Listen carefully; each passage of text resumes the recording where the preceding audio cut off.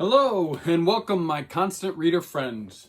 Once again, I'm Tad and this is Tad Reads Books and Stuff. So this is part 2 of my never-ending March month of Stephen King madness, craziness, horror, whatever. It's volume 2 of my month-ending report. So today we're going to go over the Marvel graphic novels for The Dark Tower and The Gunslinger. So it starts off with The Gunslinger Born. Now this one collects 6 of the comics. It has 240 pages. It was published in November 2007. And on Goodreads, it has a 4.22 rating, which is pretty good. I love these. The artwork in this is excellent.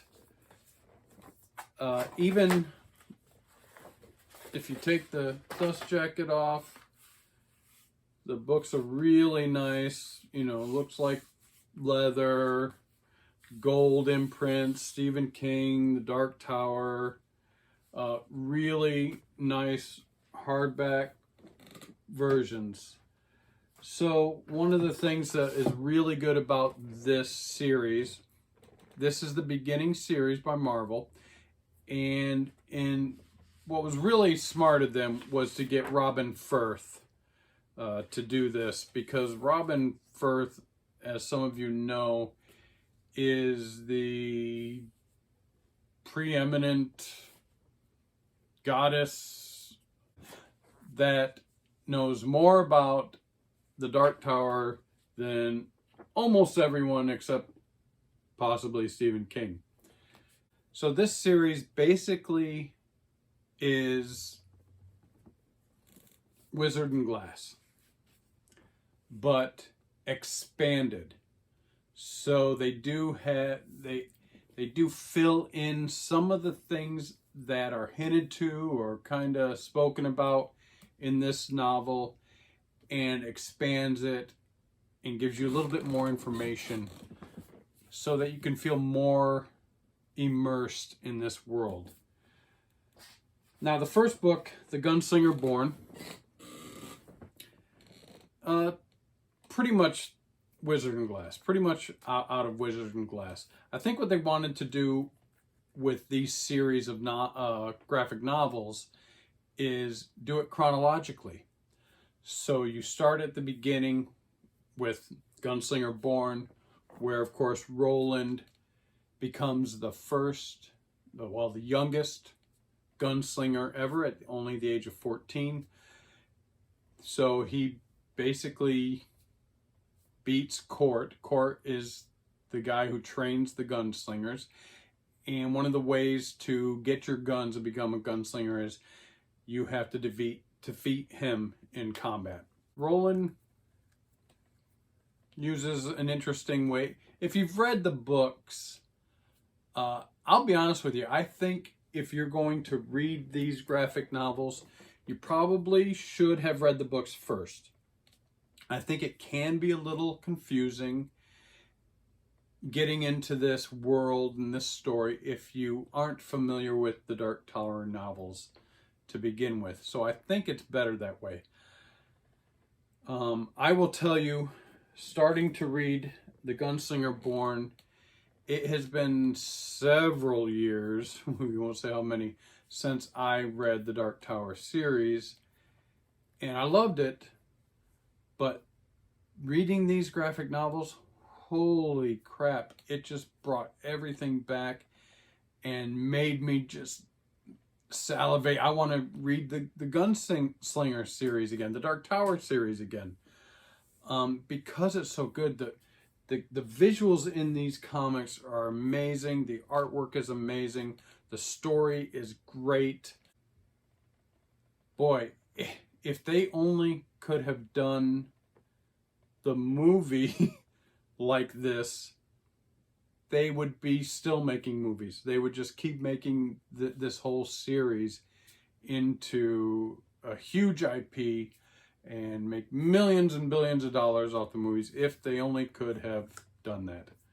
I don't know if you saw the movie. It was god-awful, horrible. I would not suggest it to anybody. Anyways, so let's go on with these. So I finished that one. Pretty much it's the beginning of the story of Roland getting, beating Court. And then, of course, Martin Broadcloak is having an affair with his mother. I'm not going to go through everything, but he needs to leave. So they send him and his friends, Cuthbert and Elaine, to this other place called Hambry to do some investigation into John Farson and his group. Of course, John Farson is the bad guy. And they go to Hambry to investigate, do some investigation. And so anyways, that's what they do. So that's the first book. Then the second book in the series is The Long Road Home. Really cool back there. So this is, of course, the quartet. Now they're in Hambry. And they meet a group of men called the Coffin Hunters, who, of course, are John Farson's men. And pretty much this whole town has become John Farson's men, friends, supporters. And they're getting some oil, some refinery stuff. I'm not going to give, tell everything, but there's a witch in there. Of course, Roland meets Susan Delgado and falls in love with Susan Delgado, who comes to a tragic end. But so by the end of the story, The Long Road Home, Roland and his quartet are now on the run from the Coffin Hunters. They've blown up the oil fields. Susan Delgado was put to death. They've stolen Merlin's grapefruit, which is this globe where you can see things in. And on their way running from the Coffin Hunters, Roland starts gazing into the grapefruit one too many times and pretty much goes into a coma because he's trapped inside like the grapefruit, and he's dealing with the Crimson King, and it's awesome. It's very visual, and all the trials and tribulations that poor Cuthbert and Elaine have to go through to try to get Roland, who's pretty much comatose, back home. So that's The Long Road Home. Next book. Did I give you the numbers? 160 pages on that one. Yeah, 2008. Yeah, okay. Treachery is book 3. Very cool book. This book only has 176 pages.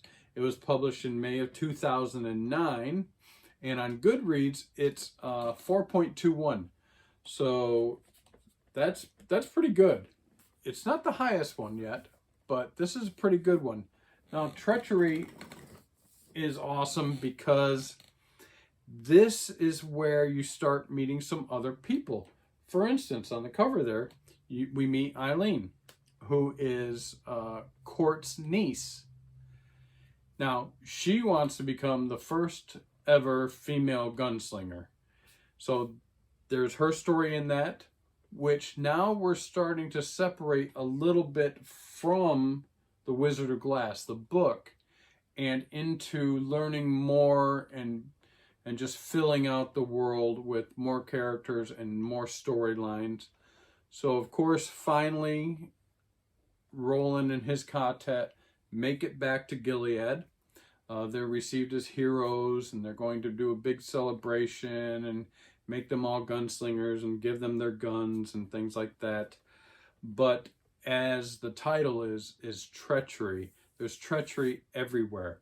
There are spies that come to Gilead. There are traitors, within Gilead already. Poor Roland is still obsessed with Merlin's grapefruit. He's supposed to have given it to his father, Stephen, when they get back, but he doesn't. Now, Cuthbert and Elaine know that something's wrong. It's debilitating him. He's not leaving his room. He's constantly staring in this thing. They know that it has to be given to Stephen, and eventually they get it to Stephen.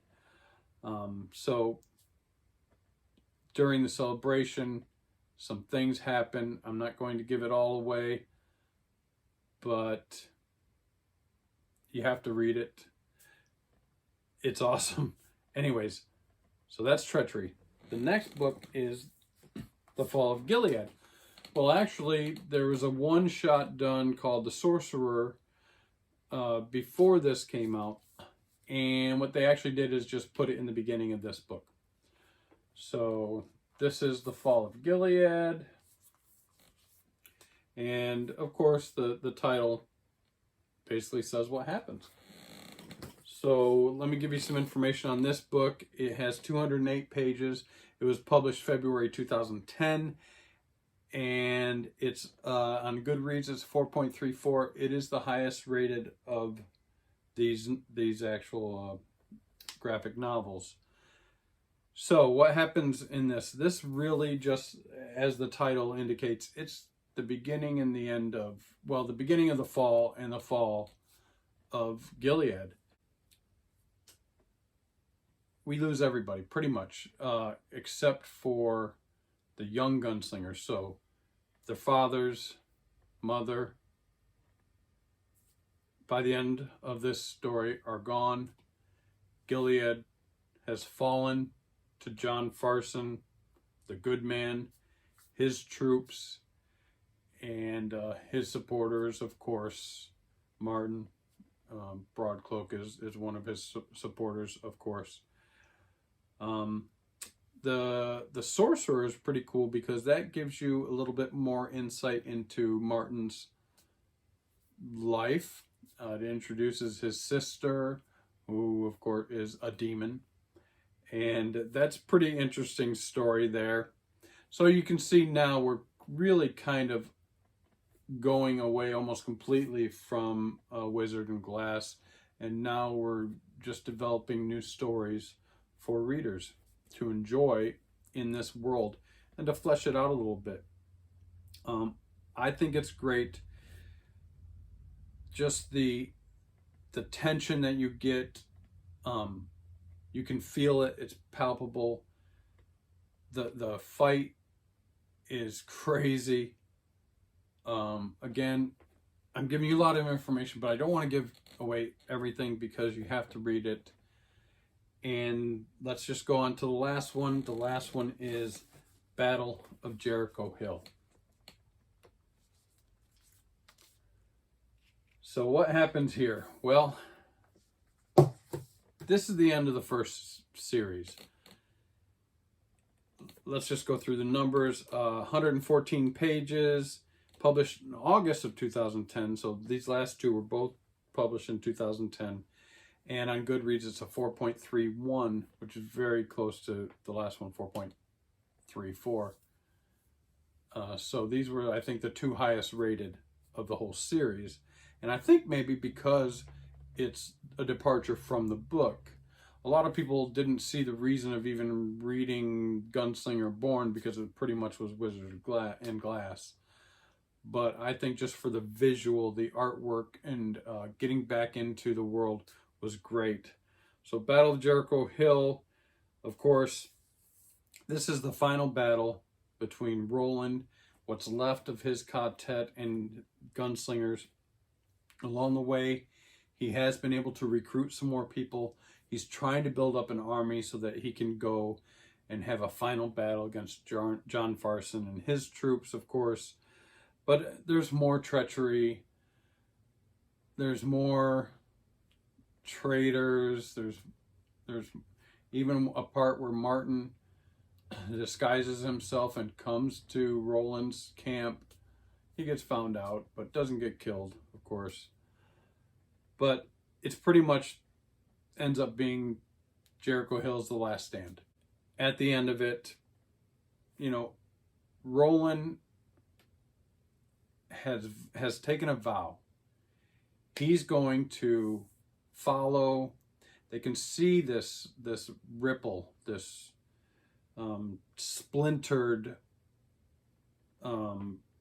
beam. So the Dark Tower has 6 beams, of course, and then 12 worlds on the end of each beam. He's there on one of the 6 beams, and this beam, because of the Fall of Gilead, has shattered. It's crumbling. It's showing even physical marks of it. So Roland has made a vow that he's going to follow this beam to the Dark Tower. He's going to climb the Dark Tower, and he's going to kill the Crimson King and save these worlds from destruction. Well, how's this going to happen if you don't have an army? He tries to recruit people, but it's just too difficult. He gets a bunch, but there's, like I said, there's still treachery. It has continued in all these novels. Too many people that are in his group that become traitors for different reasons. But it boils down to this final fight on Jericho Hill. As we know, pretty much everyone is killed. His whole quartet, all the other gunslingers. Mysteriously, at the end, everyone's shot and killed. Even Roland, supposedly. He's been shot, but he wakes up, everyone's gone, everyone's dead, and he's the remaining gunslinger left. So, what happens next? Well, we'll go on from there. I don't have the other 2 series in this group, but I'll be getting it, because let me just wrap it up by saying, if you are a Dark Tower fan at all, and you read the novels, and you haven't read these graphic novels, I'm going to say 100% that you should read them. It does add a lot to the story, I think. And not only that, but it's beautiful artwork, but it just woke it up. It woke the Dark Tower up in me again. And now oh man, I just was like, wow, I didn't remember it was this good. I didn't remember that I liked it so much. Maybe I would like it more reading it now than years ago. But boy, this really, it's one of the best things I've read so far this year. And it's going to be on my list for sure. All right, so that's it. That is The Gunslinger Born, The Long Road Home, Treachery, The Sorcerer, The Fall of Gilead, Battle of Jericho Hill. If you haven't read them, you really need to go out and read these. They're easy reads. It's a comic book, but I don't know. I really loved it. All right, everybody. One more video coming. Gwendy's trilogy is coming next. But have a good day. Peace out.